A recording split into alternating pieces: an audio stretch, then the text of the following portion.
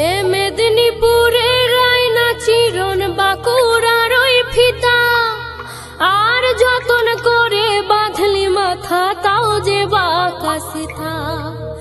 এ পেছপাড়িয়ার রাজকুমারী গলায় চন্দ্রহার, আর দিনে দিনে বাড়ছে তোমার চুলেরই বাহার।